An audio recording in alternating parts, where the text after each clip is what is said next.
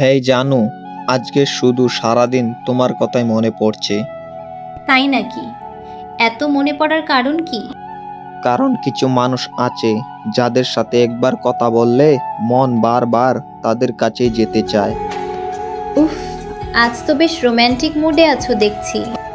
তোমার সাথে কথা বললে এমন হয়ে যায়, তোমার মেসেজে আলাদা একটা শান্তি আছে। আচ্ছা, এত সুন্দর করে কথা বলতে শিখলে কোথায়? জানি না, হয়তো তোমাকে পছন্দ করার পর থেকেই। হুম। সত্যি বলছি, তোমার হাসি আর তোমাকে দুইটাই খুব ডেঞ্জারাস। খুব তাড়াতাড়ি মানুষকে তোমার প্রেমে ফেলে দেয়। তাহলে তুমি কি পড়ে গেছো?